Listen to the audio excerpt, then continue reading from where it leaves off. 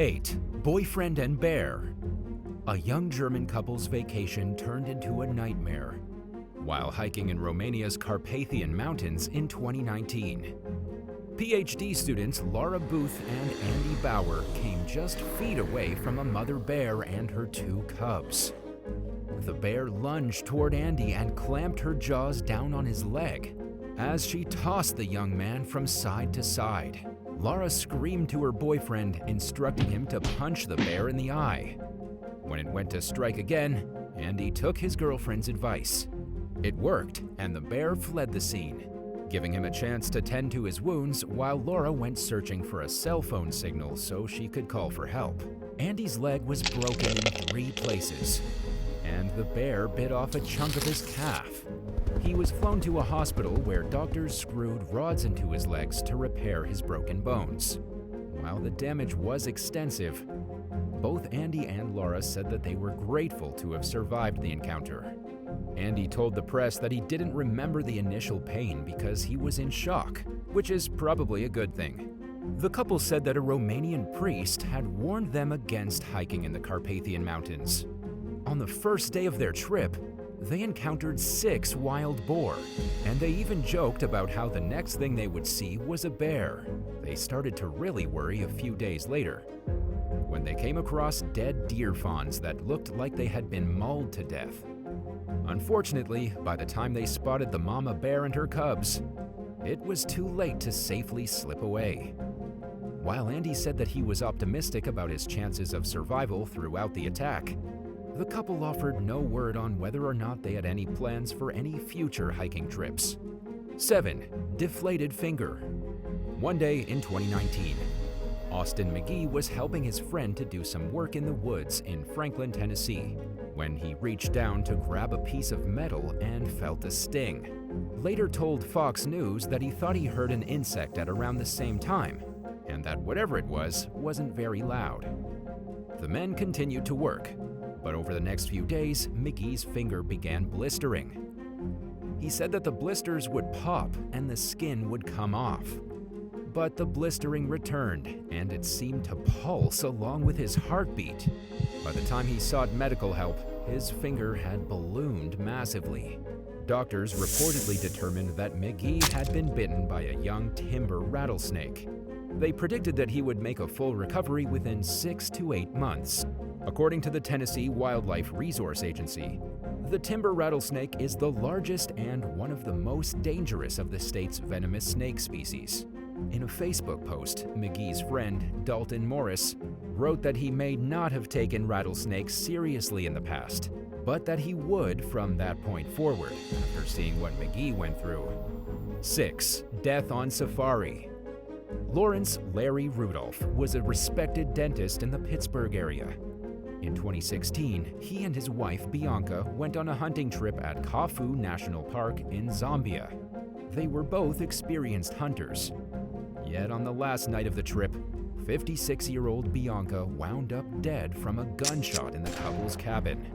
Rudolph initially said that Bianca committed suicide, only to change his story minutes later and claim that her death was accidental. He was also fully clothed, but told police that he was in the bath when the tragedy occurred. Hunting guide Spencer Kakoma told 48 Hours that he had seen Bianca unload the gun's ammunition after that day's hunt. This made him confused about how it got reloaded and went off inside the cabin just a short while later. Zambian officials ruled Bianca's death an accident, but American authorities suspected foul play. In addition to giving conflicting details about the incident, Larry was entangled in a years-long affair with his office manager. He stood to gain nearly $5 million from life insurance policies that listed him as the beneficiary. He also hastily had Bianca cremated before leaving Zambia, even though she was a devout Catholic who opposed the practice. The FBI finally arrested Larry in late 2021, more than 5 years after Bianca's death. About a year later, a jury found him guilty of Bianca's murder, despite a lack of physical evidence. He was also convicted of mail fraud in connection with the life insurance payouts. Rudolph faces up to a lifetime behind bars and is scheduled to be sentenced in early 2023. 5. Deliberate disappearance.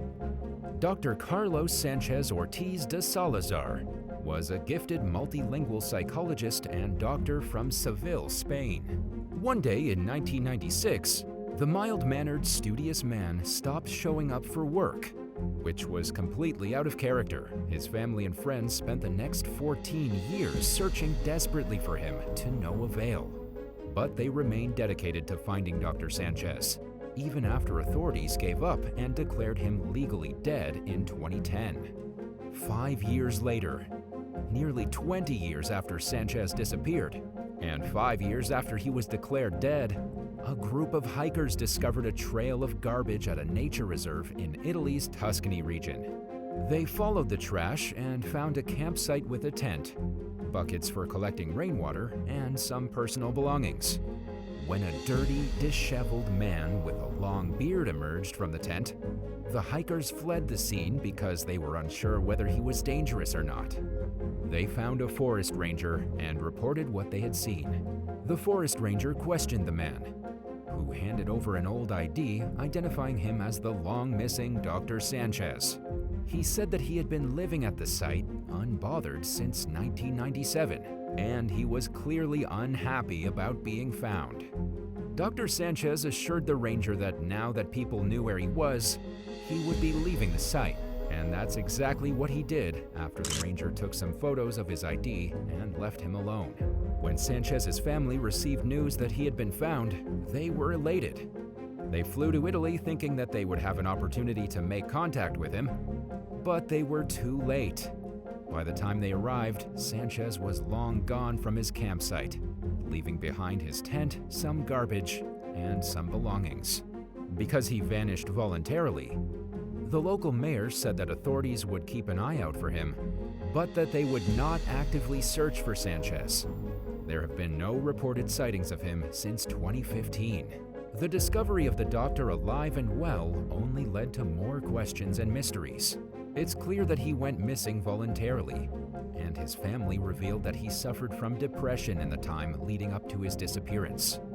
But his exact reasons for doing so are unknown, and while the solution seems to have worked out for Dr. Sanchez, it caused serious suffering to his loved ones. It's hard not to think that there could have been a more practical and less heartbreaking way to address anything that was going wrong in his life. 4. Lost and confused.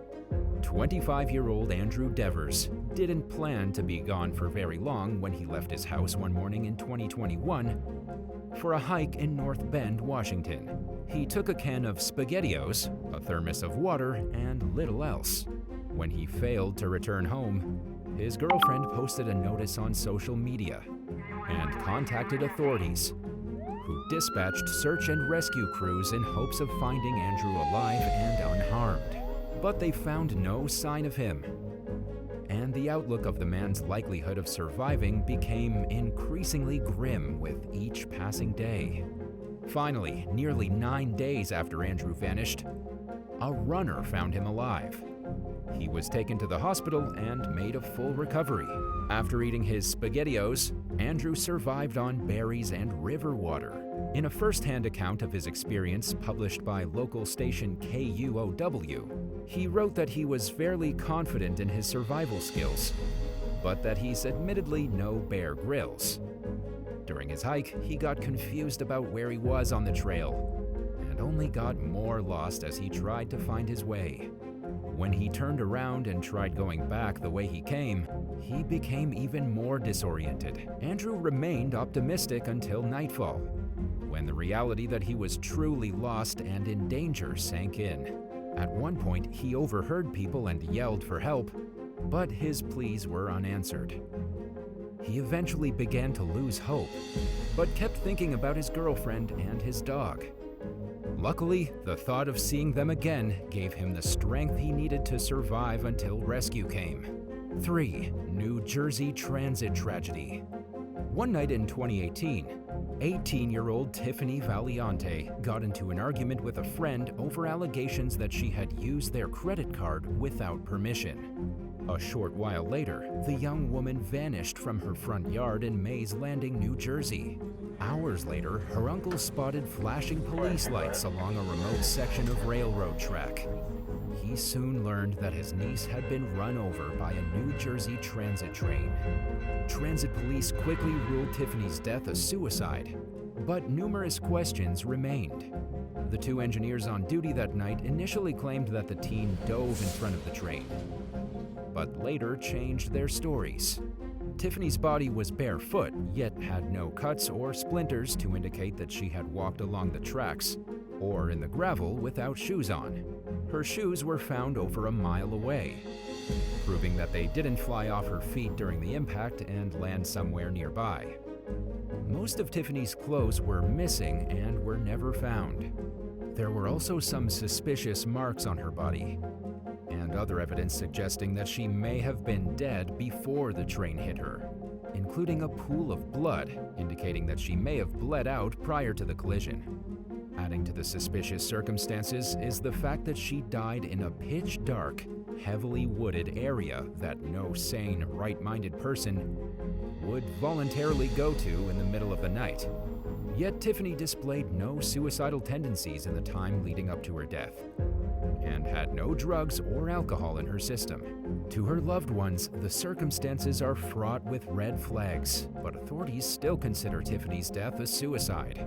Her friends all claim that they know nothing about any foul play, despite rumors to the contrary, leaving the case shrouded in silence and mystery. Tiffany's parents believe that someone out there knows what really happened to their daughter and are hoping that person will come forward and help bring long-awaited closure to the family. 2. Vanished fisherman.